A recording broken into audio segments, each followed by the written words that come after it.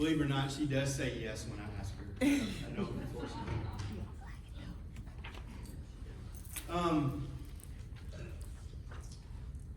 loving God, loving people, loving each other has to be more than something we just say, right? Nobody should have to do life alone. I'm super glad that you guys are here today. But more important than just your presence of being here is I'm grateful for the opportunity to be able to see you and to connect with you and be available to you if you need it. Like, that's what this is about. And today we're going to talk about hardships.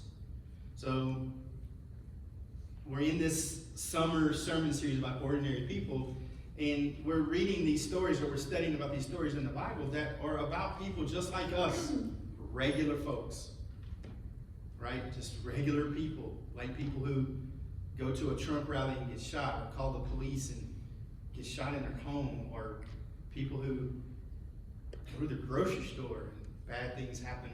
You know, the people on the interstate when their wheel goes off and you're mad because the traffic's backed up. Just like normal people. These were normal people, and things happen to them, and we can learn from that. And so that's what we're studying about. And so today we're going to talk about Joseph, and we're going to talk about what Joseph went through. But remember, we're not going to learn all of the answers that we need to know about hardships from just the story of Joseph. Right? That's not going to happen. But I hope that we can gain a perspective today that can help us through our hardships. So that's what we're going to focus on. But before I get into that, I want to just draw your attention to these blessing bags up here again. In your bulletin, there's something about this, but our kids ministry and our students ministry joined forces this past week, and they made, I think, what, Sharon, 48? Is that right? 50 bags, 50 blessing bags. So these bags are to bless people that are going through hardships. That's what they're for, right? So if you want to grab one or two or three, if you need one of them, grab 1, 2, or 3 of them, right? But these bags are for you to put in your car, to put somewhere when you see someone who maybe is unhoused or is in need of something. These bags are there, pre-assembled for you to be able to bless somebody with. And so that's what they are. So hopefully we can gobble these things up and give those things out in our community. And I'm super grateful for our young people who kind of are figuring it out. Like, you know, and isn't that the case sometimes? Like, they get it before us old folks do sometimes. Yeah, but they're passionate about coming together.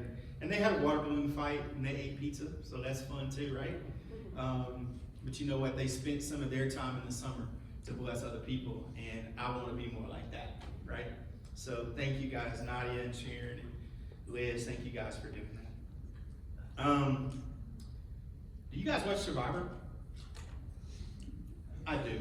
I love Survivor. I'm not ashamed. I admit it. There's just something about the social experiment of Survivor that I enjoy watching. I think it teaches us a lot about society, culture, you know, even humanity. You know, my son watches like Naked and Afraid. I'm not ready to go to that level yet, you know. Survivor's good enough for me. I like the competition part of that, right? But one of the things that we can learn is just kind of how people are and what matters to them. And I enjoy watching that. And I'm a people watcher anyway, so. But I love competition. I love all the challenges and the puzzles that they come up with. I love to watch that. I'm always amazed by the perseverance challenges, and I've got some pictures of those things, you know, up behind me. But, you know, like they have to like hold out something or hold something up for a long time, or they have to like hold onto a pole like with this little bitty thing you put your foot on or whatever. And I'm always amazed that sometimes the person that you think is the strongest wins those things, but sometimes it's not. It's like the other person, you know, whatnot. So it's always amazing for me to watch those things, and I enjoy it. But endurance and perseverance is hard, right? I don't know if you guys can tell it by looking at me, but I'm not a long distance runner. I mean, I can stop, drop, and roll and put out a forest fire maybe, but running long distances is never my thing, right? And believe it or not, back in the day, and someday I'll show you a picture many moon pies ago, I was a sprinter, believe it or not. And so like I could sprint and rest for a minute and sprint and rest and sprint. And I could do that stuff all day long. But man, you get me to run a mile, I was so weak-minded. I'm like, oh, I'm gonna die. What? I'll never forget one time I was at a track meet. We needed just some extra points to try to medal in this track meet. And I just ran the 100 and did the long jump. All right? I mean, it's weird that my coach got the person with the shortest legs in the world to do that, but that's what I did. And so I'm just sitting over there chilling, and he's like, Gray, hey, I signed you up for the mile. I just need you to finish to try to get us some points. And I'm like, what? Okay. So man, I get in there, I get out there, and a mile is 4 times around the track. So man, I got out there, boom, I take off. And I'm running way too fast. I'm not pacing myself very good. Because I don't run a mile. And so that first lap, I'm like way in front of everybody. And I'm running, and my coach is on the side like, slow down. You're not going to finish. And I'm like, yeah, I'm doing good. By the time I get to that second one, everybody's like caught up with me, right? And now I'm like, oh my goodness. And so I'm trying to keep up. And by the time we get to the 4th lap, I had nothing left. I was spent. I came in dead last. We got no points. And I was just like, what was the point in this, right? Well, the point for me was endurance is hard. And I don't like it. Right? Well, it's hard on Survivor, it's hard in track and field, and it's hard in life. Right? Endurance and perseverance is hard. Have you ever been in the middle of what seems to be a nightmare of a challenge in your own life? A time where things seem, I don't know, like not only is a hard thing happening, but it's like everything that happens in the thing is another hard thing. It's like hard things, dominoes, like, they're just falling down. Well, if you've gone through that, or if you are in a hardship right now, then you're going to relate to the story of Joseph. You're going to connect to that. Because Joseph had some hardships. I mean, he went from the pit to Potiphar to prison to Pharaoh to the palace to peace, and we're going to talk about that. Joseph, the story of Joseph is in chapter 37, begins in chapter 37 of Genesis. And we pick up the story where he was a 17-year-old boy. And he was a daddy's boy. And he was the favorite. He was born late in his father's life, had other sons. When we talk about Jacob and Leah and Rachel and all that, we talk about all of those things and how favoritism can mess some things up. Well, this was kind of in that same boat, right? And so Joseph has a dream, and in this dream, long story short, he has 2 dreams that basically say that his family and his brothers are going to bow down to him. And Joseph, being a cocky 17-year-old who's the favorite, he told his brothers and his family about this dream. They're sitting around eating. He's like, hey, guess what? I had a dream. I'm the man, you're not the man. Like you're going to bow down to me and all this kind of stuff. And so his father had already kind of given him like lavish gifts on him. If you remember the VBS stories of Joseph and his coat of many colors and those kinds of things, right? So his brothers and stuff kind of already didn't like him. And he was just pouring hot sauce on it, right? Because he's having these dreams and that kind of stuff. And they're like, oh, okay, so now we're going to bow down to you. You're going to be king and we're going to bow down. You know what? Forget you, right? And so the animosity just kind of rose and rose. So long story short, as these things continue to happen and they interact, all the brothers were off somewhere. Joseph was sent to check on them, make sure they were okay. And his brothers saw him coming, and his brothers were like, look, here comes Mr. Big Shot, who we're going to bow down to. Man, I can't stand him. I know he gets on my nerves too. Like, you know what we ought to do? We ought to just kill him. I mean, I don't know if you guys have had family troubles, but have you ever been like, you want to kill your sibling? I mean, I don't know. This is like extra. This is the next level, right? They're like literally like, I'm tired of him. Let's kill him. So they're like, yeah, we can get his coat, and we can like kill an animal and put some blood on it. We can be like, oh, we don't know what happened, that kind of stuff. So they start plotting and planning, and they're going to kill Jacob. And so Jacob's like, zippity-doo-dah, zippity-yay. He's walking, he has no idea what's happening, right? So they get Joseph, and they throw him in this pit. And there was one brother who was kind of like, okay, I don't like him, but I don't want to kill him. So then some travelers were coming. It was a caravan, and they were kind of slavers. And so this brother was like, hey, selling him into slavery would be better than killing him. So he gives this idea. Everybody's like, okay, fine. So they take Joseph out of this pit, and they sell him to this slaver that's going, this caravan.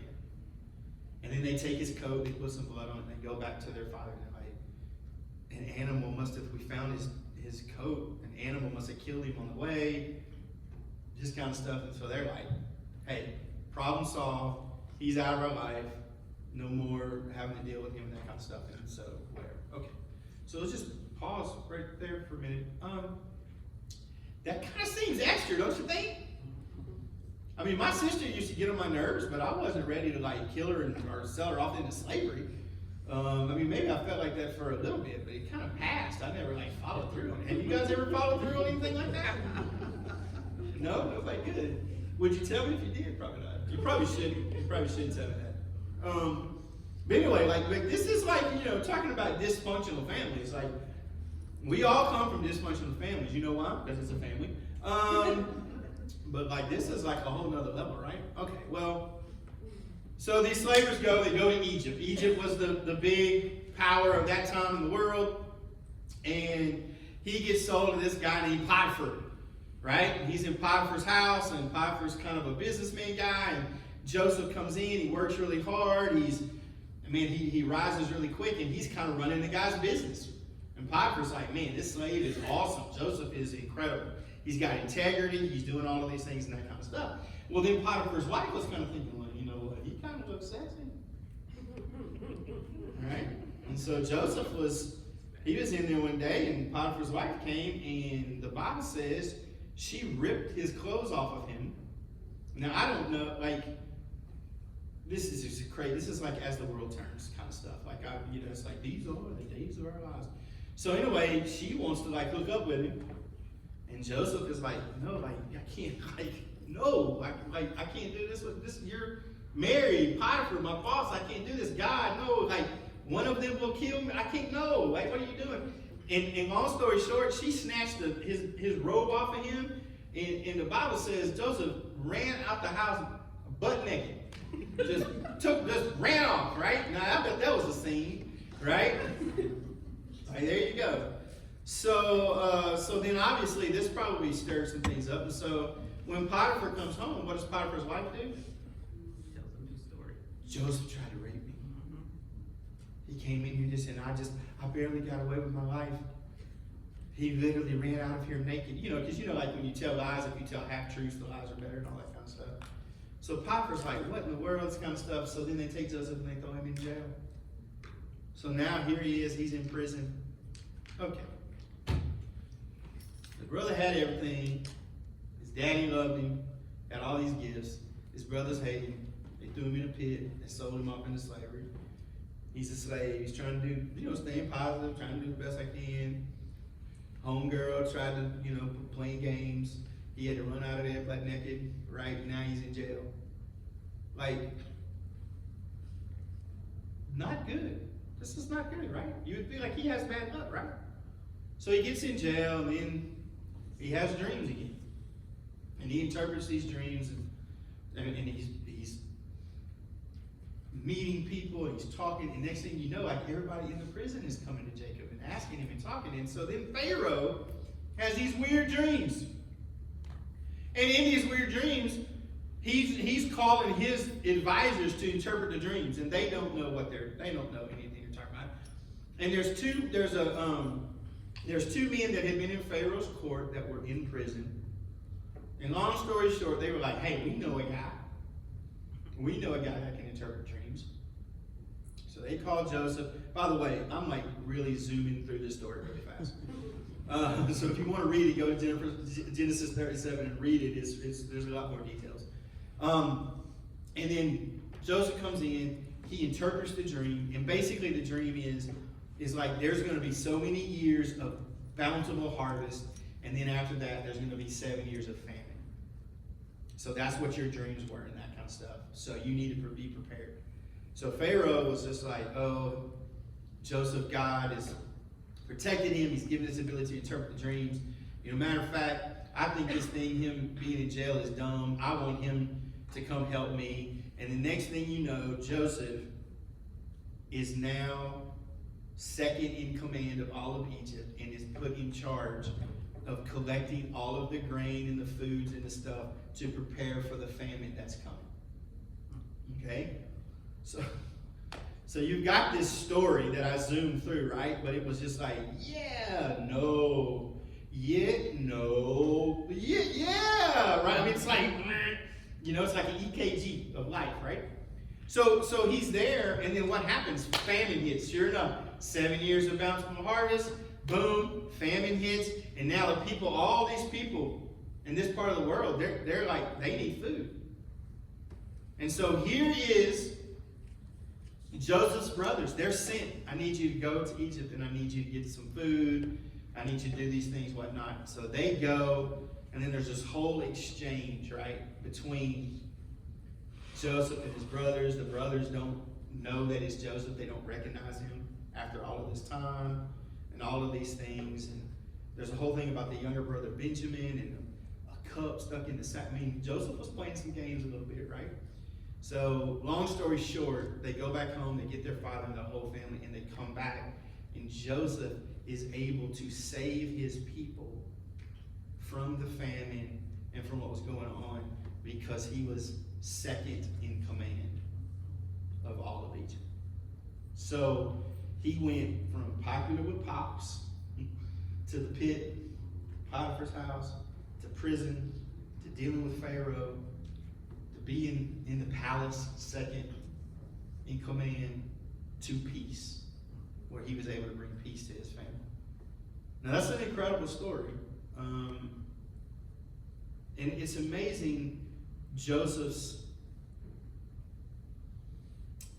perspective that he had. In Genesis 50, in 19 through 21, it says, and I don't have this up here, but I just want to read it. But Joseph said to them, and this was to his brothers, he says, don't be afraid. Am I in the place of God? You intended to harm me, but God intended it for good, to accomplish what is now being done, the saving of many lives. So then don't be afraid. I will provide for you and your children. And he reassured them and spoke kindly to them. Joseph saved hundreds of thousands of people's lives. Men, women, children. And the cherry on top was he saved his own family also. God took a cocky 17-year-old boy and he used the things that the devil meant for evil to train and prepare Joseph for the extraordinary plans he had for him. To be a ruler of the greatest nation in the world at that time. Second in command of Egypt. I mean, don't you see how the things that he could have learned about being sold into slavery, and then the things that he learned in that caravan and with those people, and then being sold to Potiphar, and then he's in Potiphar's house and he's put in charge of Potiphar's house, and he's learning how to deal with all of these business things and all that kind of stuff, and then he gets thrown in, he's falsely accused and he gets thrown in jail, and all the social dynamics that you have to deal with in prison and dealing with all of those kinds of things.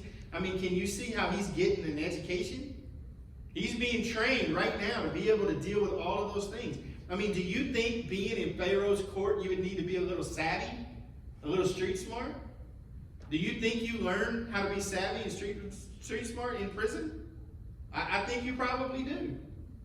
And then he gets put in that position and he's already been prepared. I mean, Joseph was the one in charge of all of the distribution of the food and the collecting of the food and storing it and keeping the records and doing all those kinds of things. Where did he learn those things?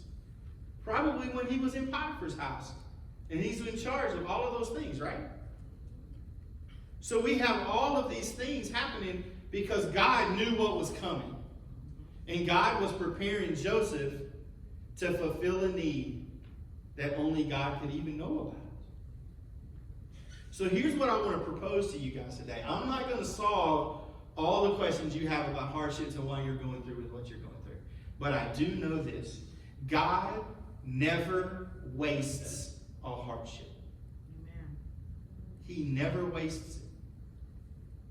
But what does that have to do with us today? Right? What about our hardships? Is that just a great story? Oh, good, that's a great story. Right? Well, let's dig into that a little bit. My granddaddy used to say all kinds of things. Country wisdom type stuff. Stephanie laughs at me all the time. She's like, where did you come up with this stuff? I'm like, wow, my granddaddy said it. I don't know. Like, he used to say things like, it's better for people to think you're an idiot than for you to open your mouth and remove all doubt. All right. All right. He used to say stuff like, life is hard, but it's harder if you're stupid. Right? He was a very nurturing man, as you can tell. He was very nurturing with that donkey that he punched that I talked about last week. But I also learned from him and my dad and others that sometimes bad things happen to people because they opened their mouth and removed all doubt. Right? I mean, bad things can happen as consequences to our choices. And that makes sense, right? I mean, you kick the hornet's nest, you're probably going to get stung. You pee on the electric fence, well, you're going to be in for a shocking experience. By the way, that happened to my cousin one time. Wow. Yeah, there's some country stuff right there. I mean, we were out there and we were looking at the chickens, and he's like, I got to pee. And I was just like, well, just pee right here. And he turned around and peed on the fence. Anyway, we get it. We get it. I laughed really hard. I didn't know it was an electric thing. I really didn't. I wish that I would have, because then I would have tried it sooner. But anyway, I'm going to try to get him to do it sooner. But we get it, right? Most of the time, that's easy to live with, right? I did this, so I deserve this. Like, and we really can get to that point to where it's like, okay, we can accept that, right? I messed up, so now I'm taking some consequences. And that's okay in our brain. But what about bad things that happen to good people? People who haven't done anything to deserve it. That's harder to swallow. It's unfair. And then sometimes it seems like bad things are happening to good people, and then good things are happening to bad people. And that doesn't seem right. I mean, what are we to do with all that seemingly unfairness? Again, I don't have all the answers for that. I mean, I don't. I just know that sometimes perspective can make all the difference. Perspective can completely change and play a huge role in how we respond and approach hardships in our lives. But first, we have to let go of the notion that good and bad things happen to us as a reward and punishment system curated by God. Mm-hmm. See, we get into these things, it's like, well, I do these good things will happen to me. There's other religions, and they say that's like karma. Is that real? Is karma real? I don't think that it is real. I mean, I think there are coincidences. I think things happen, right?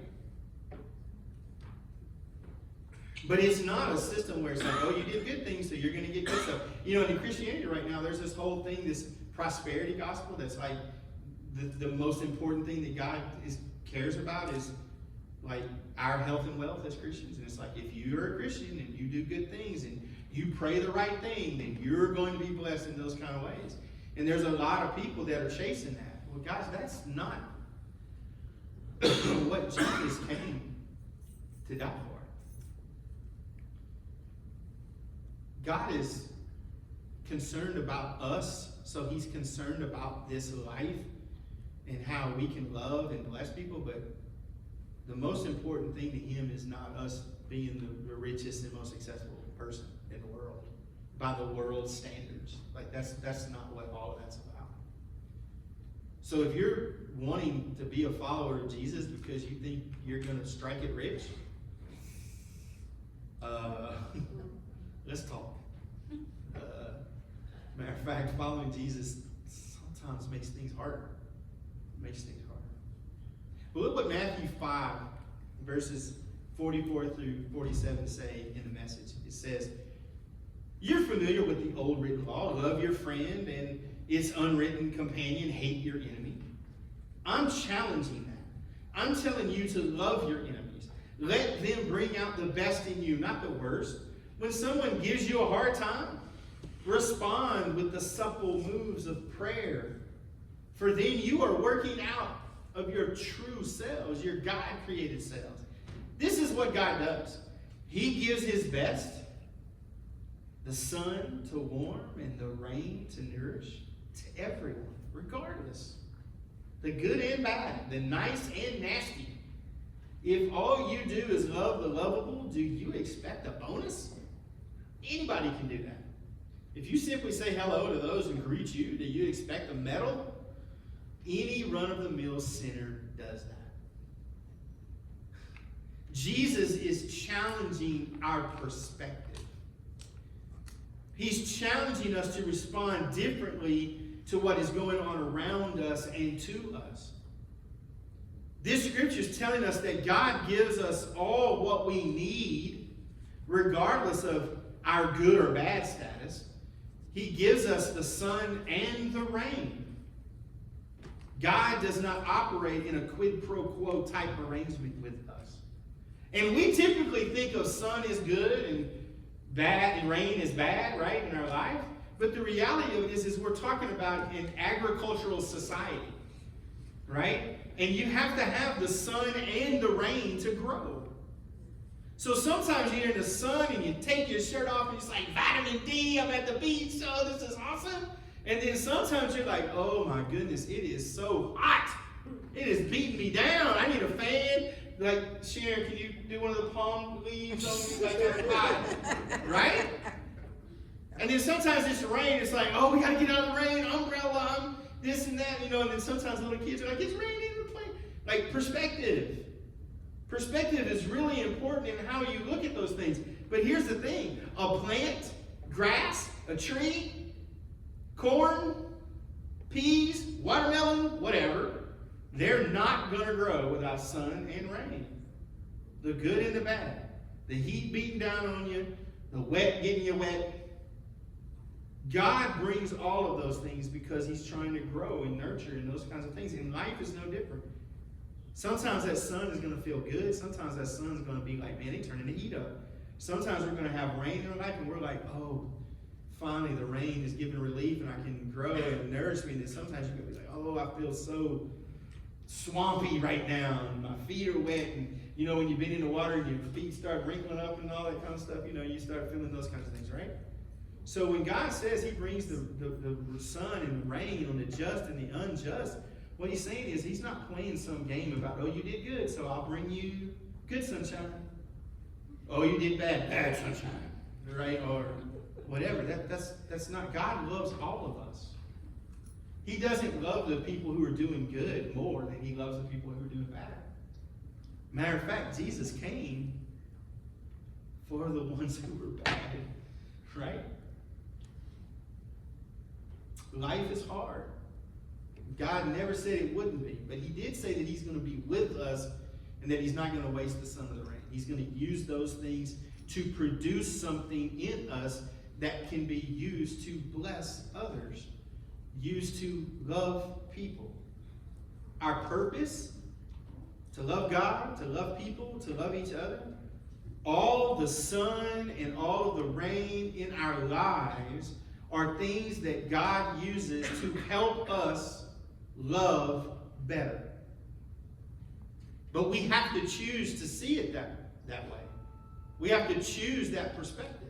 And it's hard, especially when you're in the middle of it. Nothing grows without sun and water, and we won't grow without the same things in our lives, the sun and the rain. When I was coaching, I would talk all the time. We hear the things, no pain, no gain, all that kind of stuff that they put on t-shirts and that kind of stuff. But at the end of the day, the Olympics are on right now, and we go and we enjoy watching all of these people compete in all of these incredible things. They went through a lot of pain and hurt and perseverance and endurance to grow and to become talented enough and to develop those things to be able to do the things that they're doing, right? Well, it's the same thing in football or basketball, or the same thing. I mean, how many times do you have to redo a recipe or something in order for it to be just the way you want it, or something at work or a relationship or a marriage or whatever it is, right? It's work. It takes time. This idea of like we're just supposed to cruise control and everything's going to be the way we want it, that's just a lie. Like, that's not true, and it never has been true, and it's never going to be true. Often people feel like if they're going through a hardship, it's because they have done something wrong. And sometimes we do bring hardships upon ourselves because of our choices, right? But sometimes we go through hardships because of other people's choices. Have you ever suffered because of someone else's sin? What about that wife who's in an abusive relationship, hadn't done anything wrong, but her husband's abusing her? Or a child? Or your country is in turmoil and you're fleeing your country to try to go somewhere else. Not because of anything that you did, but because of what somebody else did. And now, you know what I mean? Like, sometimes we have, was it Joseph's fault that he was sold into slavery? I mean, like, he might have been a little get on my nerves, but I mean, like, really? We're going to throw you in a pit and fake your death and sell you into slavery? I don't think he garnered that. So what's the point? The point is this. What is God showing you or cultivating in you during the hardship that will help you love and bless others? God will not waste a hardship. Regardless of why you are going through it, it is an opportunity for you to seize upon what God is doing and how he is using the hardship to prepare you to be a blessing to someone else. Now, some of you might be like, yeah. And then some of you might be like, what do you know? I didn't want this. I didn't do anything to deserve. Okay, well, it's real easy to get into this mentality of like, we're owed something and that we've earned all of this or whatever. God has given us a free thing that we don't deserve. Right? So that whole earning type thing, we got to get that mentality, out of the way, right? From the very beginning, with the covenant that God made with Abraham, right? He blessed Abraham so Abraham could bless others. He blessed the children of Israel so that the children of Israel could bless others. Did they do it right all down through the time? No, they messed it up. They didn't do any of those things. So Jesus came and he showed us how. He showed us how to live to be blessed so that we can bless others. Let me ask you a question. Do you want to be like Jesus? And you don't have to raise your hand. Think about it though. Do you really want to be like Jesus? Because Jesus didn't have a home. He didn't have a car. He didn't have any money. He was dependent on other people and God to bless him. I don't know if y'all heard the story about Jesus and how things ended up. Probably not really fun.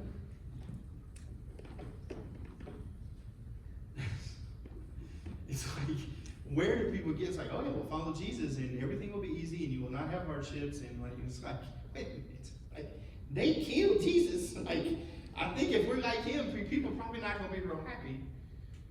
Okay.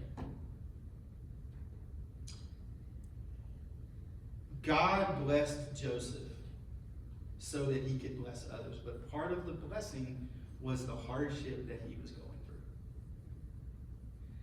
Can we get to a place where our perspective can be influenced by God to the point to where we can say that even when bad things are happening to me that aren't my fault, good.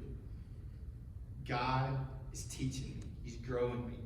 He's pouring some sunshine and some rain on me right now. And that's hard to accept when it's something where you've been deeply hurt and scarred. When you've been abused. Or when there's something like that going on. That's hard. This is not an easy thing that we're talking about. But I'm going to sit here and say, from a 2024 perspective of Joseph, I would say he has a reason to have some trauma and some anxiety. I'm pretty sure through the process of Joseph being sold into slavery and into Potiphar's house and then being in prison and doing this, I'm pretty sure that he was abused in some kinds of ways, physically and mentally and all of those things. But what the story tells us is somehow through that, Joseph was able to keep the perspective of who God was and who he was and how he was supposed to respond. And I'm sure that there were moments where Joseph was banging the bars in the jail saying, why is this happening? But he always got back to that place of like, God is God and I am not. So he was able to go from a cocky teenager to a man that saved his entire family. But in order for him to go from that to that, God had to take him through some stuff. And what I'm saying is, if he can go from the pit to the palace because God needed him to be in that spot to fulfill his purpose, we can go through those things too. Now, I'm going to tell you, every story in the Bible doesn't end up second in command of Egypt. So don't think it's like, oh, well, hey, this is great. I'm Joseph. I'll go through this hardship and then I'll be vice president. No, well, you might not want that job either, by the way. But anyway, that's not what I'm saying. I'm just saying that God has a purpose for you. And that pain and that hardship and those things that you're going through, if you will allow it, can shape you to be more like Jesus and can give you the ability to love and bless and see people more like how God sees them and can shape you to be more like Jesus to them.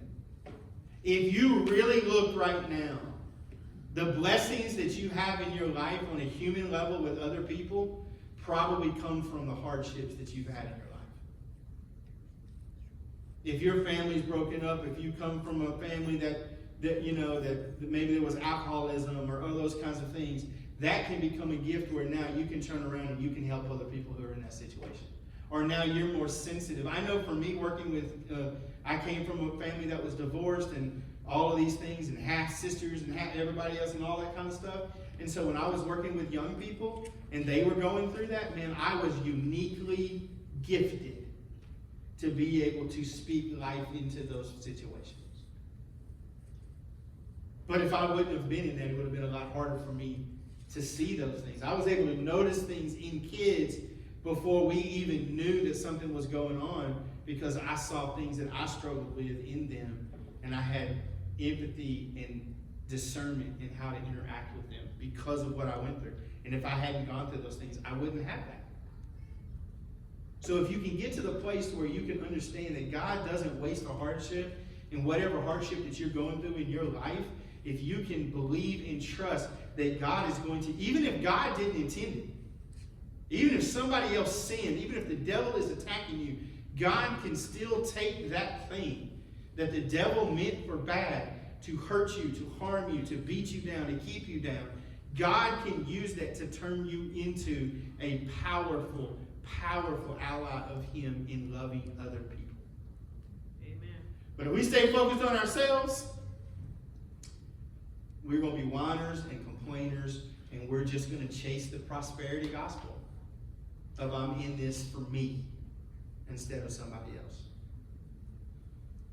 The more and more we become as a body of believers that meets in this place, the more and more we become outwardly focused on how can I use my blessings to bless other people, not complaining about what you don't like and this and that. Well, I this, and well, the carpet should have been blue, not this, and the whatever, and like, well, why did we do this, and why, like, and I'm not saying that we don't strive to be excellent and we don't bring the problem. That's not what I'm saying, right? But the more we keep it about ourselves, the more empty this place gets. The more we turn it outward and we feel, how can we bless others with what we've been blessed with? The more people want to be a part of that, because that's how God made it. So here's the thing. God used Joseph to bless hundreds and hundreds and hundreds of thousands of people. And also created a place for the Israelites to be. Now, I know that they ended up in slaves. Like the story recycles. It was a blessing. People came. Joseph there. When Joseph died, Pharaoh's down the line forgot. Then they looked at the children of Israel and they were like, oh no, they're a threat. Let's make them slaves. Let's kill their firstborn. Like, okay, lots of hardships, right? And what comes out of those hardships? The Passover, the Promised Land, parting of the Red Sea, the Ten Commandments. A nation that was supposed to be lifted up to show people what God really was like and how it was supposed to be. Like, God even used that to launch the Israelites, the Jewish people. And then God used the Jewish people in the hardships, the sun and the rain, to create the space for Jesus to come. I mean, do you see a pattern? Right? So what are we going through? Right? How is God using the hardships that we have in our lives right now? How is he blessing us? How can we use those things to turn around and bless other people? If you've lost a loved one, be a blessing to someone else who's in the process of grieving from just having lost someone.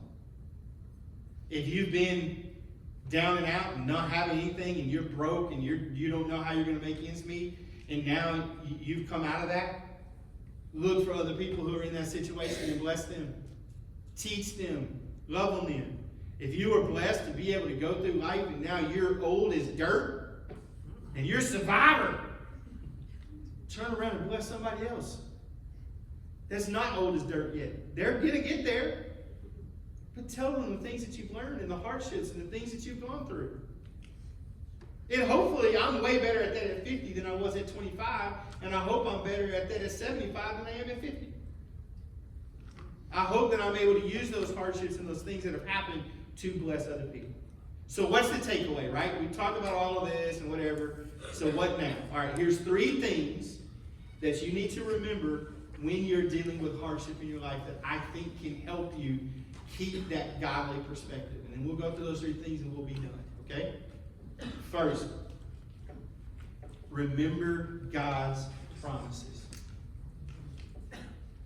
Remember what he has already done in your life and the life of others around you.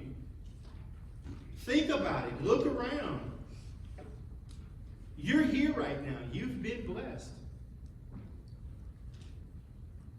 Remember God's promises. Second thing, remember God's purposes.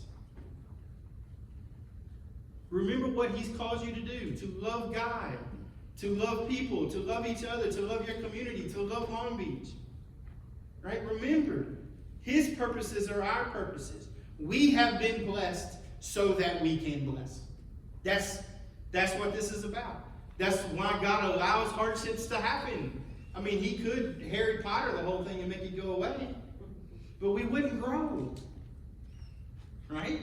We couldn't fulfill his purposes without those lessons. I mean, I guess what we want is the Matrix, right? I don't know if y'all have even watched the Matrix, but we just want to like plug in and download all the information and not have to go anything, you know, like it just doesn't work that way.